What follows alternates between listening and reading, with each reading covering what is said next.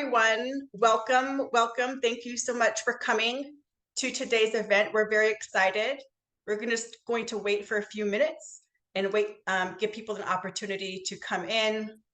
We know it's the lunchtime hour, and we will get started in a few minutes. In the meantime, if you want to introduce yourself, your name, your organization, where in the city or state you are watching this from, we would love to learn more about you. And I see people are trickling in. The numbers are getting bigger. Very excited about that. Feel free to introduce yourself, who you're representing, where in the city or state that you are watching this seminar from. And we'll get started in just a few minutes. Welcome, everyone. I see the numbers are getting bigger and bigger and bigger. Again, just wanted to introduce ourselves in just a couple of minutes, but want to give folks on the call an opportunity to introduce themselves, where you guys are watching us from, whether you are in the city or the state. We are really excited about today's conversation. Welcome. Welcome, everyone. Get started in just a few more minutes. It's the lunchtime hour. Oh, I love it. I see so many different organizations. I love it so much. Welcome, welcome. Thank you for spending your lunchtime hour with us. And with that said, we can go ahead and get started. Welcome, everyone. Thank you for taking the time to be with us today. I am Nayela Amaru, and I am the newly appointed VP of Advocacy, Policy, and Government Relations at Women Creating Change. And my role essentially involves spearheading the development and implementation of WCC's advocacy initiatives so that we are positioned as a resource to government partners and women across the city who are really committed to building a more equitable New York. And Women Creating Change, we used to be known as Women's City Club of New York, and our new name reflects our new direction that we are now taking. We were founded over 100 years ago, and we began as a social clubhouse for women interested in becoming civically engaged. And to reflect the changing times in a changing city, we have charted a new path to empower women to advocate for themselves, create change in their communities, and shape the future of New York. We have adopted a new mission to ensure we have a broader reach across New York and are more inclusive as to who we partner with, to help more women develop and strengthen the skills and resources needed to become change agents in their own communities. And as part of our new direction, we are focusing a gendered lens on several key issues, including economic justice, health, reproductive justice, environmental justice, and safety.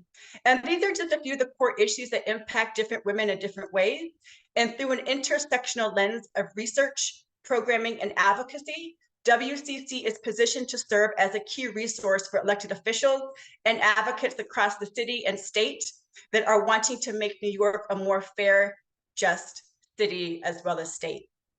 And so the purpose of today's conversation is to explore Governor Hochul's proposal in her State of the State briefing, Impact on Women, and how you and the women in your life can stay informed and actively engage in advocacy actions through a special WCC created tool called the Civic Hub. And leading us in today's conversation is the Interim Director of the Governor's Office of Women's Affairs, Shakira Thames. She will share with us more about her journey into the role, the work of the Women's Affairs Office, and provide insight into how the State of the State comes to fruition, and conclude by answering questions that you can send through the question and answer feature. So without further ado, here is our special guest leading today's briefing, Interim Director of the Office of Women's Affairs, Shakira Thames. Oh gosh, thank you so much, Nayela. I am so grateful and just so honored to be a part of this conversation and being a part of the reimagining of Women Creating Change. So thank you so much for your partnership, and I have only good hopes and good manifestations moving forward. Hi everyone, and good afternoon. My name is Shakira Thames. I do have the honor of serving as the Interim Director for Women's Affairs for the Office of Governor Kathy Hochul. And a little bit about myself is I am based in Albany, New York. I know that Women Creating Change, or WCC, is New York City based. And one great thing about me is I'm not afraid to go to New York City and spend some time with advocates and folks that are very much invested in supporting women and people across the state. I also sit in this position as an Excelsior Service Fellow for the state of New York. And I'm very grateful and blessed to have that opportunity as well, and to service New York State in this way. I will share my screen with you all just so we can get started. And hopefully you all can see the screen. Okay. Again, I just a short time ago, I did, and hopefully you all can see me. I'm sorry, when you're sharing your screen, it's a little bit different. And just a short time ago, I joined the executive chamber in 2023 of last year in October. And I've been learning a great deal from speaking to and hearing from advocates and members of the community. So again, I just want to thank WCC, thank all the members, the board members, and the community that's showing up today for the opportunity to present and to speak to such a broad and diverse audience today. And part of my presentation, just before I begin, I do want to offer a bit of an overview about where I am positioned within the executive office, and think that that's important to express and acknowledge. So one of the several offices within the administration is Constituency Affairs, and the Constituency Affairs team engages and interacts with constituents, addresses their concerns, and make efforts to represent the community's priorities and issues that are most important to them. And currently there are 7 constituency groups that includes women, LGBTQ+ affairs, Jewish affairs, Latino affairs, African American affairs, Italian and Asian affairs. And it is also well acknowledged that these are not the only identities that are represented across the state, but we also do acknowledge that these identities, among others, intersect and vary in experience and culture, which does allow us within the constituency affairs team to work collaboratively and in frequent partnership.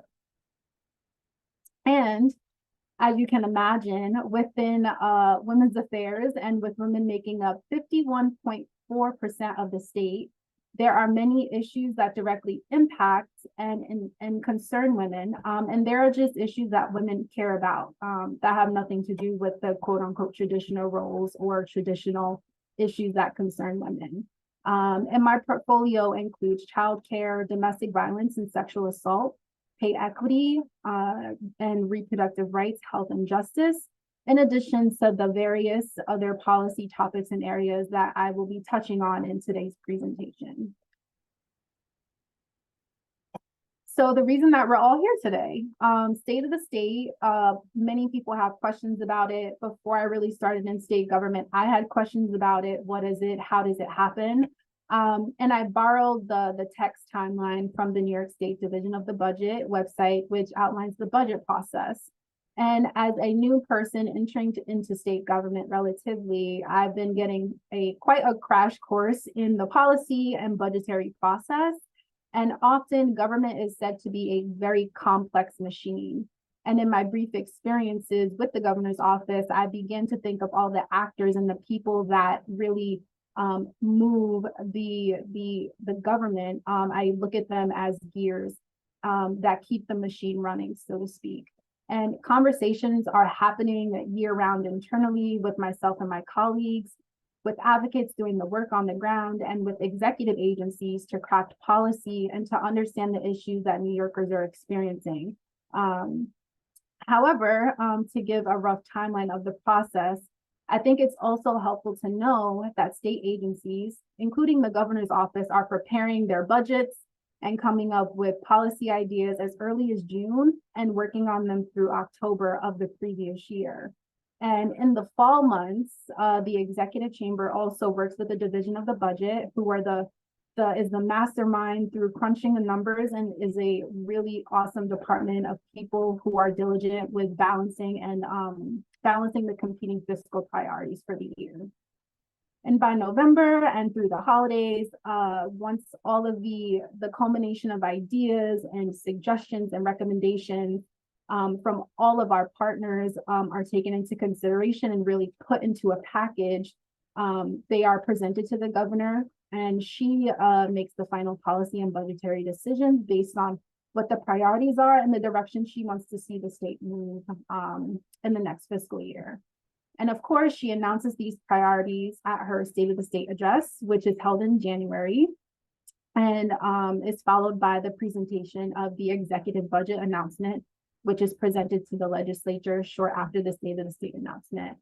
And I did want to point out on my slide, I did not make an error. I do see that advocates is at the top and advocates are at the bottom, just like a sandwich. And I think that it's really important to emphasize that we are intentional in making efforts and creating efforts of constant contact and communication with groups and organizations who really help move and empower and really hold the legislative and budgetary process accountable. Advocates like you, folks that work in state government, and just really overemphasizing. Advocates really do make a difference, and advocacy within state government does make a huge difference. And I just wanted to offer a quick disclosure before I begin with my formal presentation and going into the environmental justice pillar. I do want to emphasize that there are 204 policy proposals that were put forth by Governor Hochul.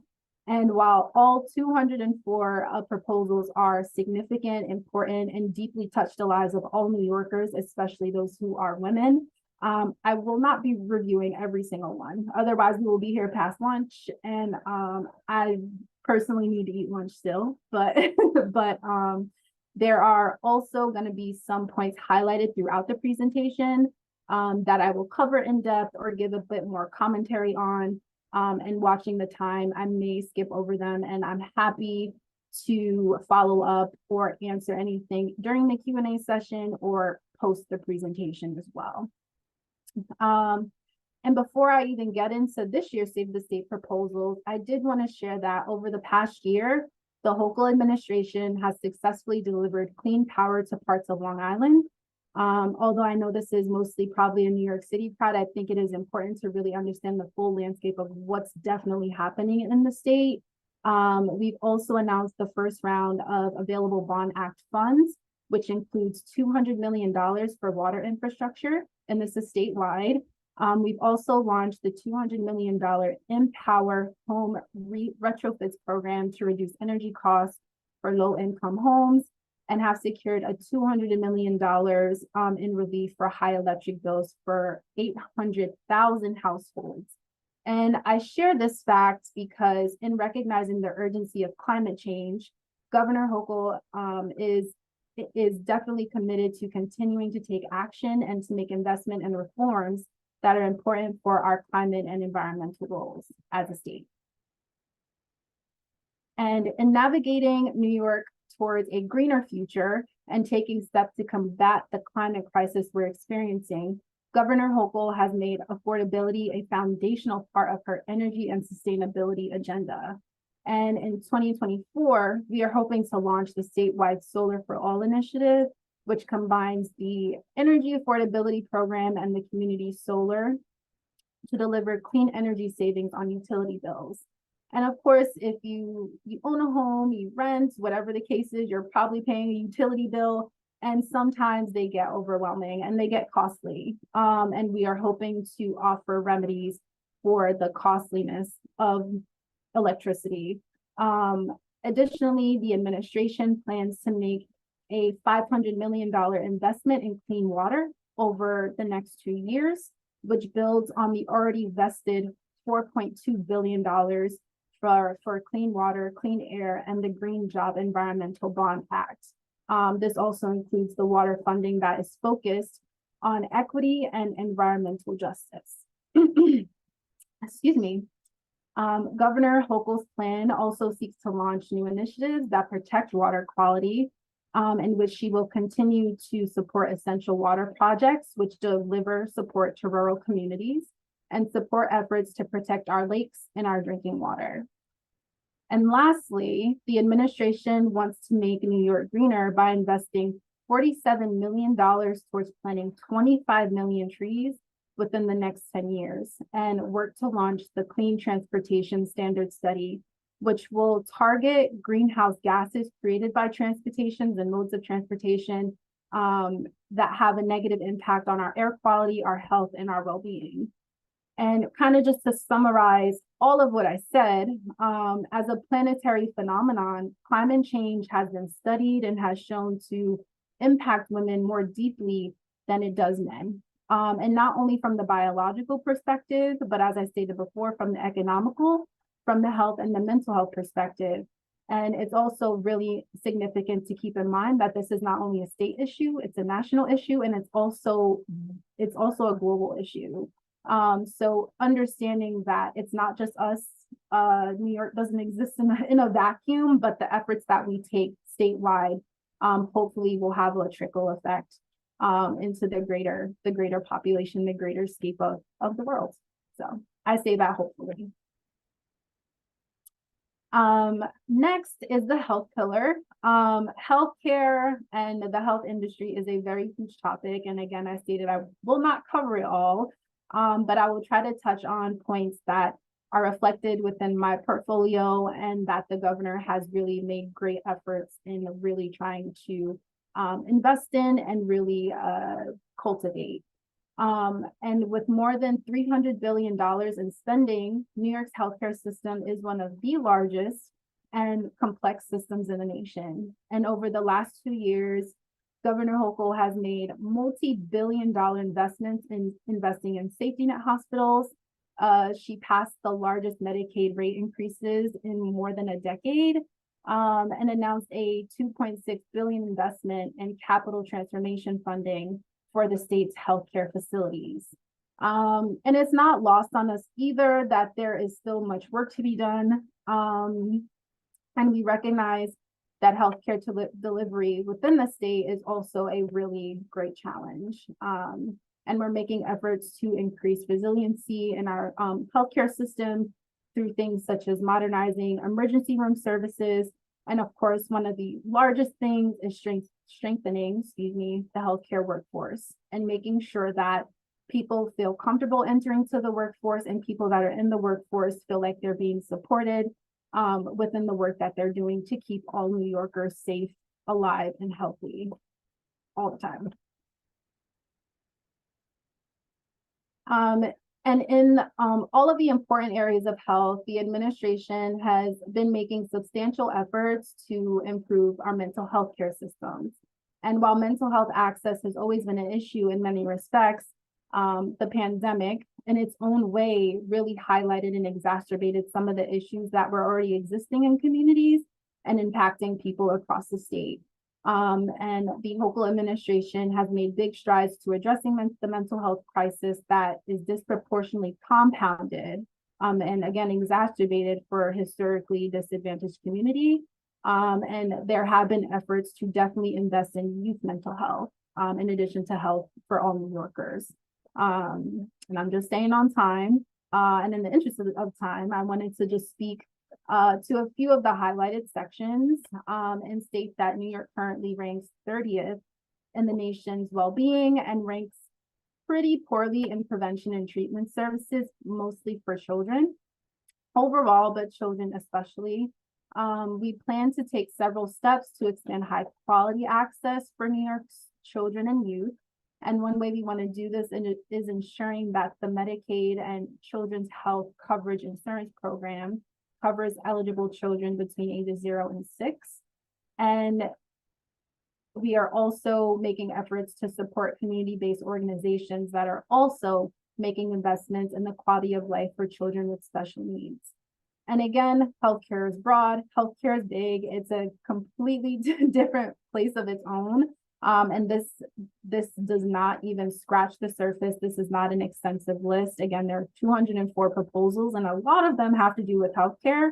But there are definitely good intentions and strong efforts that the governor envisions for the state of health for our youth and also for all New Yorkers.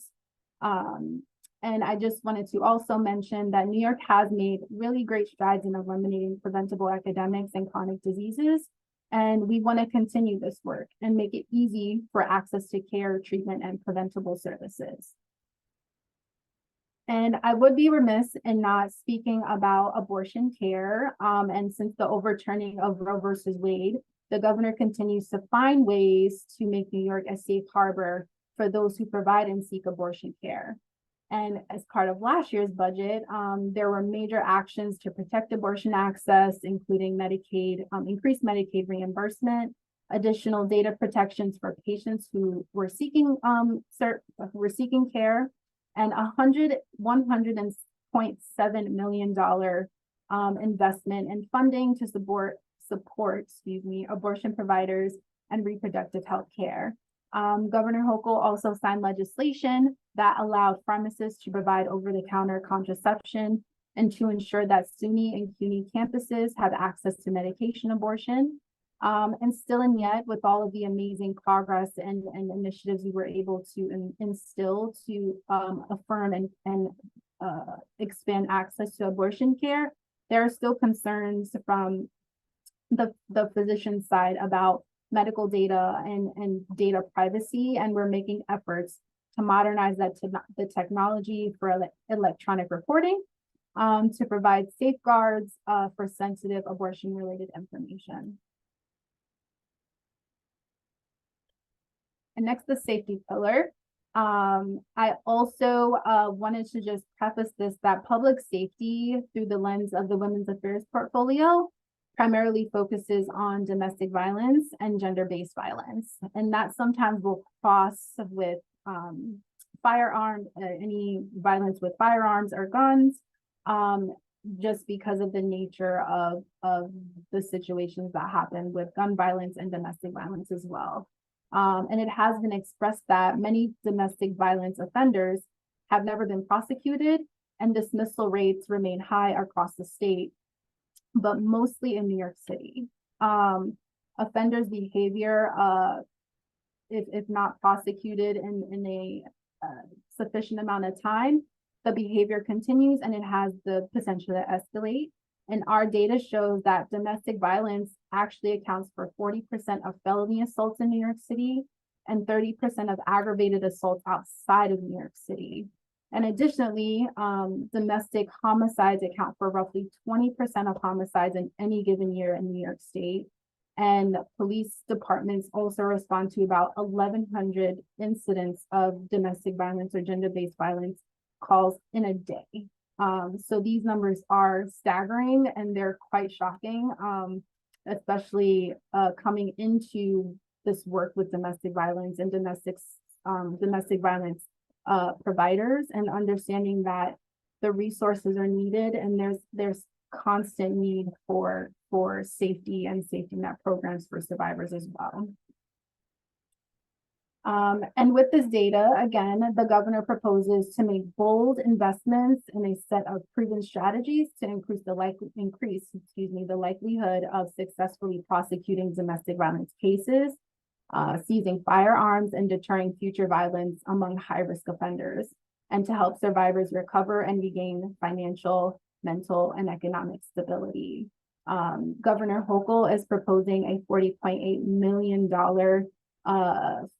funding to preventing and prosecuting domestic violence cases, which includes $3.8 million in support of the domestic violence STAT model, which seeks to identify and enhance prosecution of high-risk domestic violence cases, especially given that 50% of abusers flee the scene before police arrive and they are adequately apprehended.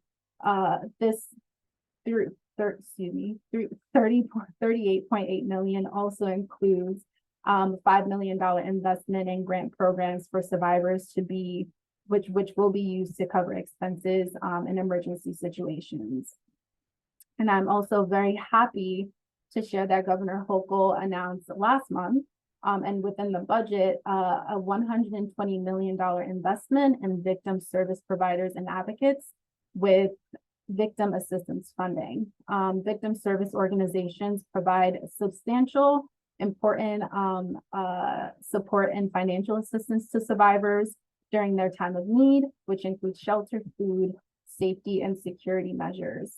And this funding is significant because there have been federal cuts to VOCA funding or Victims of Crime Act funding, which would have been a major disservice to victim service providers who are doing such important work and caring for the survivors within the state. And I do want to give an honorable mention to the New York State Swims Initiative, which proposes a $150 million investment in supporting equitable and widespread access to safe swimming opportunities across the state. The New York Swims Initiative includes a $60 million efforts to build swimming pools in underserved communities, in addition to a $60 million investment in installing floating pools in natural waterways. And I wanted to stay conscious of the chat, so sorry if I haven't gotten to you yet. The next is the economic pillar. The economic justice pillar from where I sit has to do with labor and workforce protection and just general workforce and labor initiatives. One of the most exciting initiatives I have been able to work on has been the expansion and the increase of medical and disability paid leave. And currently, the maximum paid benefit available to New Yorkers who need time off to care for themselves. This also includes anyone with a pregnancy-related condition. The cap has been set at $170 per week since 1989. We're in 2024. That's over 30 years ago. And of course, the lack of substantial medical leave many times forces New Yorkers to make the hard choice between caring for themselves and caring for their own health needs and putting food on the table. And that should not be so. This also deeply impacts women, especially because 70% of medical leave claims are made by women, and 36% of those claims are related to pregnancy, including recovery from childbirth, which is also very important. Additionally, people with disabilities are disproportionately low income as well, with nearly half of the families with a member that have a disability whom are living or near poverty. So after about 30 years and a lot of effort on behalf of a lot of advocacy groups, Governor Hochul has taken this year to propose an increase to the maximum weekly benefit, which will be tied to the state average weekly wage. Additionally, medical and disability leave will match New York State's paid family leave benefit for the first 12 weeks of medical leave, which will allow employees to receive 67% of their average weekly wage. And this increase is proposed to be phased out over 5 years. And additionally, as the first woman, mother, and grandmother Governor Hochul continues to make her commitment to childcare. New York has taken great efforts to expand access and affordability for families by investing over $7 billion over 5 years. And the fiscal year 2025 budget only continues to build on these efforts to providing grants for sustainable childcare programs, establishing and continuing piloting the family care networks, and reimbursing childcare providers for quality improvement efforts. Reproductive justice. Almost to the end. But I thought that having a slide on the statistics and the data in regard to maternal and infant health in the state was very significant. New York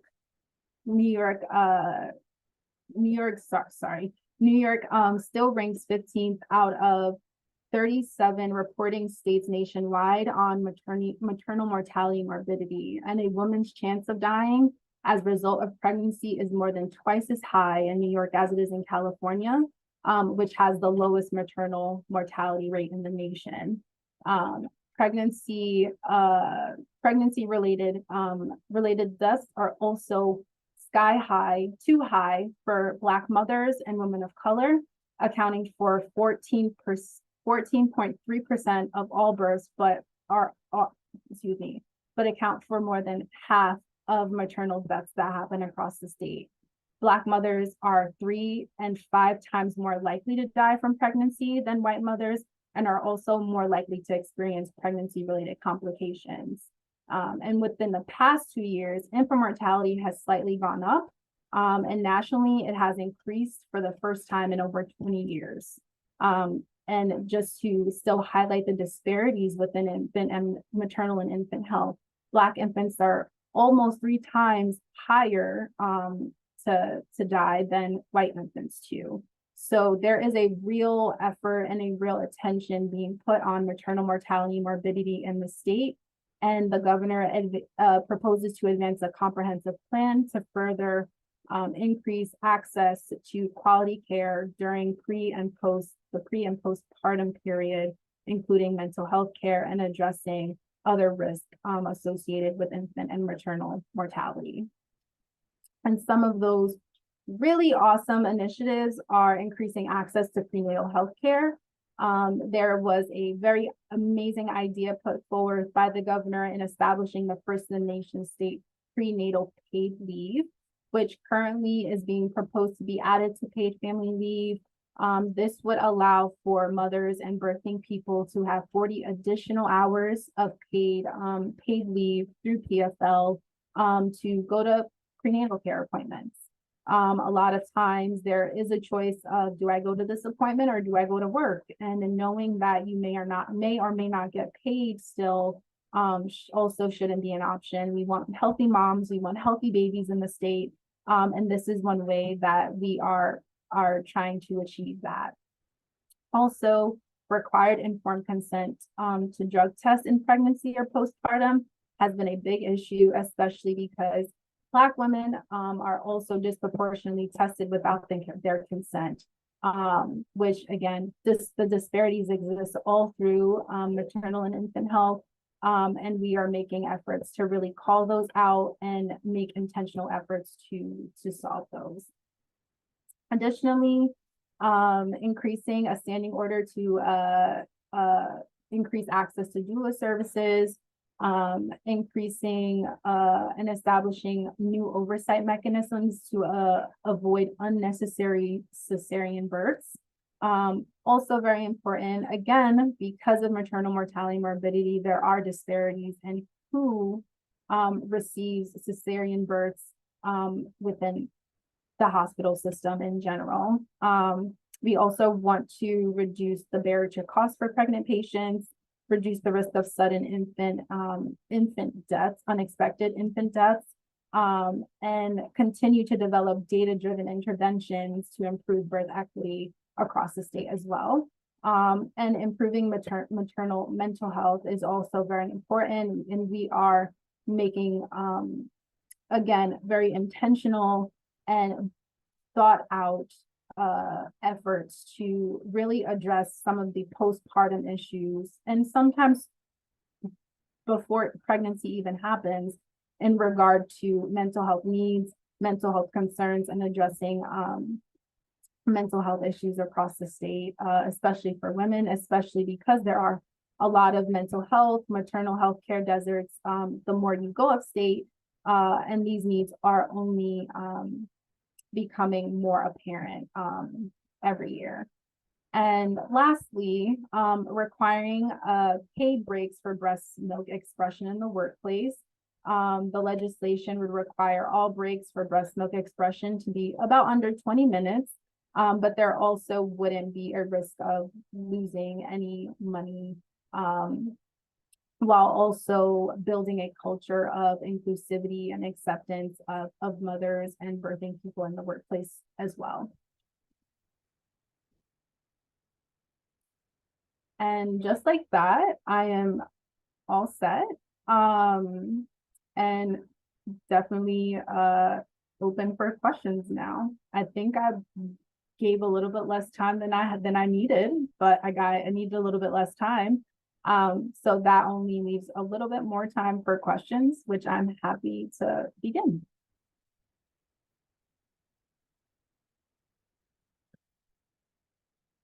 Did I stop sharing my screen? Okay.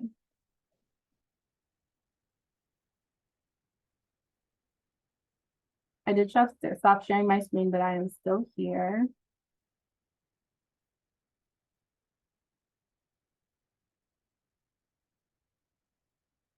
I have a question. I would love to follow up and learn more about the education budget for our state. Thank you.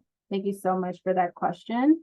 I would definitely love to follow up as well, as I am still learning and getting acclimated to the women's affairs portfolio. Of course, that intersects with education, higher education, grade school education. And I'd happy to know what your concerns are, and how I can be of assistance as well.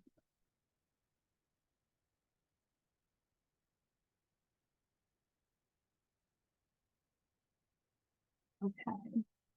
I do also have a question, a long comment. We were thrilled to see the governor's executive budget fully fund the state's public financing program in its inaugural year.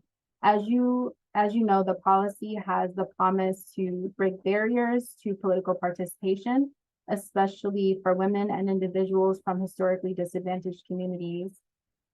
We've seen it play a major part in making New York City's city council more representative, including help ushering in the first majority female council.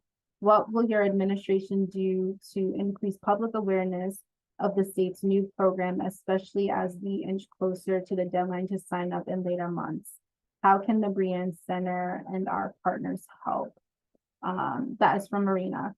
Thank you so much, Marina, for that question. Right now, I will transparently say that I'm still learning about the New York City political scene, and I would actually love your help to understand that a bit more, and to really and I see, oh, somebody has their hand raised, and to get a sense of what that means. But in terms of breaking barriers to political participation, and I'm just reviewing your question, I'm sorry.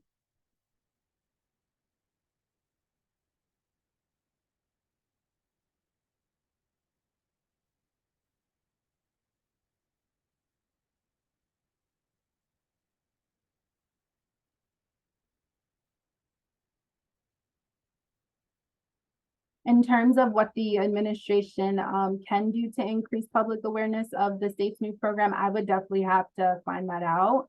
But again, I do extend myself as a resource. If I don't know the answer, I also have no issue asking around to get that answer and circling back and following up with you as well, if that is helpful.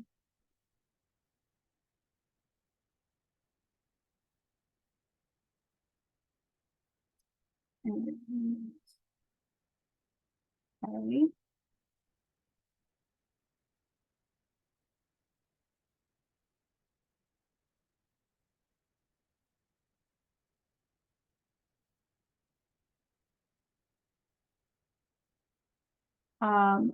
Okay, there's a question from an anonymous attendee. What is the process by which the governor's office chooses to create and or only keep the constituency affairs categories in slide 2? It's extremely disappointing to see that the Arab American and Muslim communities, as well as the Native American communities, are missing. This type of exclusion is precisely what has perpetrated the erasure of those marginalized communities and is painfully tone deaf. Well, to this person, I completely understand and hear what you're saying. I do not know if there is a propensity to only keep these constituency groups here. But I hear you, and I would love to follow up with you as well too, just so I can one, know who you are if you would like to be known, and see how we can make that expansion. Again, I'm fairly new to the office, so I'm happy to ask more questions and be more investigative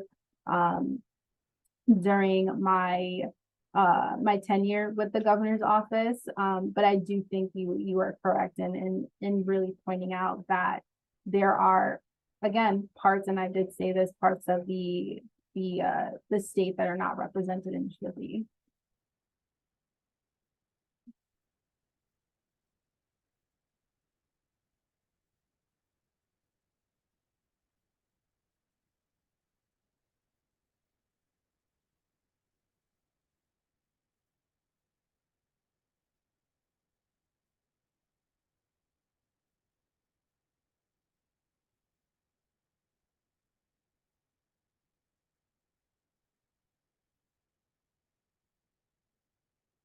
Shakira, I have a question right here. I'm not sure if you're able to see it. It says, how is it determined how much funding will go to each priority or proposal? Yeah, I'm sorry. I was like looking through the Q&A and I know there's a little bit of dead space there. I was just reading some of the comments and the questions. But how determined how funding will go to each priority proposal? That's a really good question. So again, with all the conversations that we have starting in the summer, up until October, and through December, we are having conversations with the division of the budget, which is again the fiscal arm of the state, and helps the executive chamber talk through and understand how the monies get moved around. I am not a huge finance person, so the exact how I think gets negotiated internally. And with that, there are conversations that are had and very hard policy and fiscal decisions that get made. But the Department of the Budget team does work really hard to accommodate all of the competing priorities for the entire state. And I'm not sure if that answers the question, but within what I've been able to see and observe and really learn, that's the biggest observation I've had so far. Thanks, Shakira. Another question I see on my end is, what is the role of advocacy, or what's the impact of advocacy on shaping the governor's priorities through the state of the state process? Oh gosh, it's the role of advocacy is huge, and the impact of advocacy in shaping the governor's priorities is also huge. And one example that I can share is paid family leave. Paid family leave was a huge win for the state. And that was really on the part of advocates pushing for paid family leave and all of the benefits that come with it. And you look at the medical and disability paid leave initiative that I was talking about. Again, that is an initiative that's been pushed by advocates for years at this point, and probably even decades, just because it's taken so long for the benefit to increase or get attention, so that we can start even working and have a conversation to increase it. You know, folks come and they lobby and they tell me and tell legislators and folks about the issues that they're having, and we are able to listen and take those in and figure out strategic ways internally how we can introduce them and enhance them in ways that are inclusive and mutually beneficial, but also service the most people across the state as well. That's really helpful. Thank you for that answer, Shakira. And another question I see here is, what are the pain points of the budget, and what can advocates or WCC community do to advocate for the issues important to women to make sure that it's on the governor's agenda? I think the pain points with the budget is that there's never enough money. I think that advocates can can always again have their voices heard, and let us, if there's a dollar amount that you foresee, that you envision, letting us know that, so that we can be cycles of information to say, this is what we potentially can do, this is what this is what the advocates need, and this is what they're asking for. And then once the budget and state of the state is announced, saying, well, this is what we can actually do, and hoping that in that there is an opportunity to still get people what they need, even with the dire fiscal concerns that are happening at the federal level, and that trickle down to the state level. Yeah. Thank you for that. And another question I see over here is, if every issue is a woman's issue, but the term is still thought of in terms of specific issues such as childcare, how is gender equity, quote unquote, considered for issues that don't fall under narrow traditional frameworks? That's a really good question.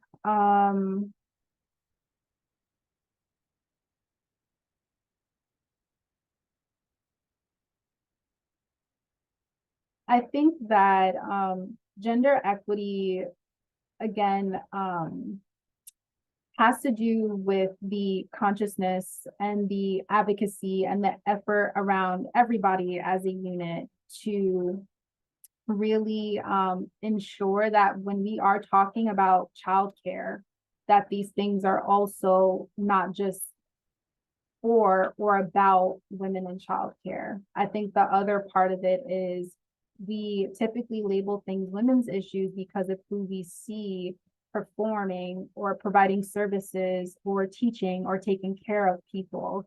And many more times than none, educators and education is very women. Educators are mostly women. Healthcare professionals are mostly women. And caregivers are mostly women. So understanding that there does have to be a shift in how we're thinking about what is women dominated versus what is male dominated, and making very conscious efforts to address policy issues and address any social needs as something that if we are doing it for one type of gender, then we're doing a disservice to all people. And I think even the tweaking of language and legislation makes a very big difference. I do remember years ago reading legislation and seeing pronouns in there, seeing he, seeing she, especially when you're looking at any policy related to pregnancy. Now all of that language has been gender neutralized, and there's no gender specific language. So I think those are some of the instances and where we can look at issues and make small changes at a cultural and a fundamental level to ensure that all of the work does not fall on women, and that it's seen through policy and through conversation and through the advocacy that everybody does, that it's things that are tagged women's issues should not only be women advocating for them or women caring about them or women speaking to them, but they're a universal effort on behalf of everybody. Absolutely. And we have time for one more question, which is a little bit more of a broader one. NYC is on the verge of budget cuts. How can the state support and cover these cuts to the city? Say that question again. NYC is on the verge of budget cuts. How can the state support and cover these cuts to the city?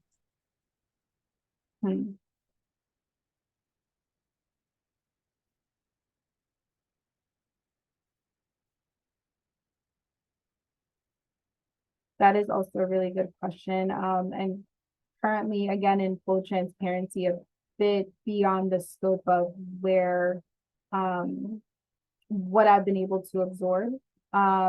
I do know the budget cuts are here, and I think that having at least one suggestion is New York City programs, New York City service providers having having constant conversations with me, and I will share my my contact information again.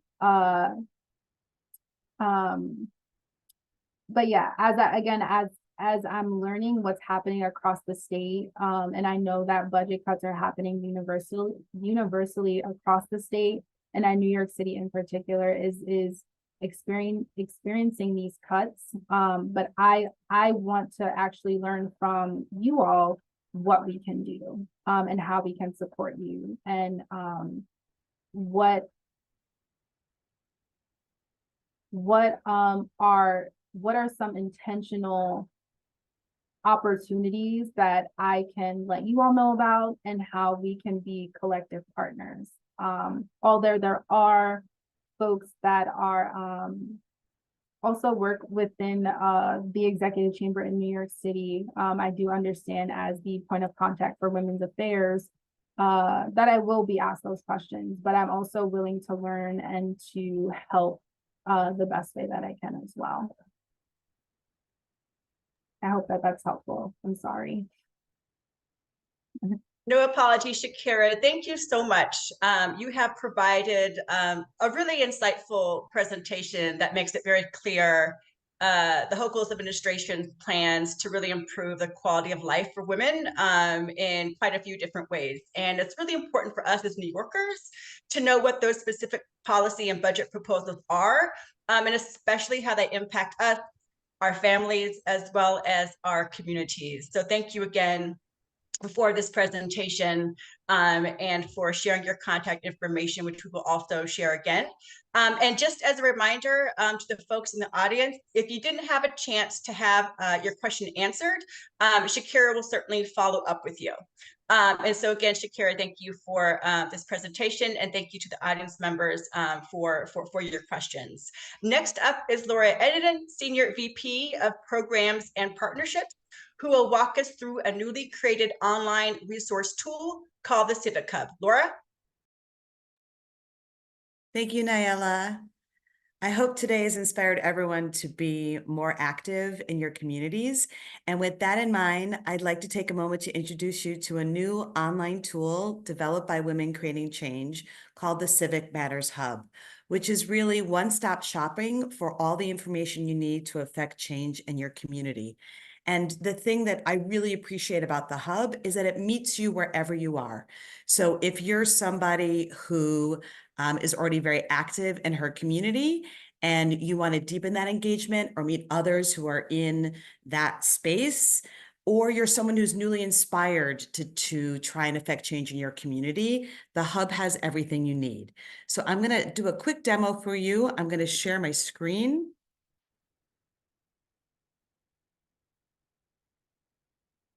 There we go. And for example, if you're just starting thinking about how you can be more involved in your community, I suggest coming to our homepage, which you can see here, and scrolling down to this really fun interactive quiz. It literally takes 30 seconds to complete, and it'll help you identify actions that you can take based on your personality on the issues that matter most to you. I took it, and it really gave me some insight into myself and was really fun, quick, and easy to do. Now, let's say you want to start with the basics. Who are you elected officials? How do bills become laws? We learned today about the state budget, but let's say you're more interested in how the city budget process works. Well, you can go to the second tab at the top of the page, marked Learn, and you'll find easily digestible guides here that can give you information on all of those subjects and more. You can see as I scroll down here, you can just quickly click on them, and there's all kinds of information available here. Now, maybe you've already identified an issue that's important to you, and you want to learn more about how to make change in that space and have your voice heard. In that case, I would suggest going to the Learn tab and clicking on our resource library. If you scroll down here, there's a search box, and you can enter the subject of something you're passionate about. So I'm going to put in reproductive rights. I'll search. And when I scroll down, as you can see here, it pulls up resources for me that I can click through to learn more about how I can act to protect reproductive rights. Now, another place on the hub to find ways to drive change is under the Take Action tab here at the top. So for example, this is where you can learn about how to register to vote or when your elections are coming up. The hub also has an events calendar where you can learn about workshops and events that WCC is hosting, events that our partners may be offering, and events offered by the government. You can see that right here. And as you can see, today's webinar is featured on the calendar. And finally, you can access services on how to take care of yourself, your family, your friends, and your community by clicking on the Find Support tab here at the top. And as you scroll down, you'll see that there are sections here where you can click through and find out everything from mutual aid to self-care. In short, I encourage you to visit the hub, spend a few minutes exploring what we offer there. We'll drop a link to the hub in the chat. It takes less than a minute to register. I literally timed it when I registered myself, and it's absolutely free. I hope it becomes a resource that you'll go to often. Back to you, Nayela. Thank you, Laura, and thank you, Shakira, again, for your insightful presentations. Shakira, your presentation, again, just really highlighted the issues that the state is working on to improve the quality of life for women. And Laura, your presentation, again, offered insight into how women across the city and state can get involved in issues that impact us and our families. And it is this engagement that builds our collective power as women and essentially changes the material conditions that govern our lives. And so I want you to think of this briefing as the beginning of a conversation. And please know that a follow-up email will be sent tomorrow, including Shakira's presentation, a link to WCC's hub, and more information on different ways that you can get involved in advocacy. So thank you again for taking the time to be here and for your shared commitment to empowering women through research, programming, and policy, specifically through a gendered lens. We look forward to working with you to build the collective power of women. Thank you again, stay safe, and be well. Bye, everybody.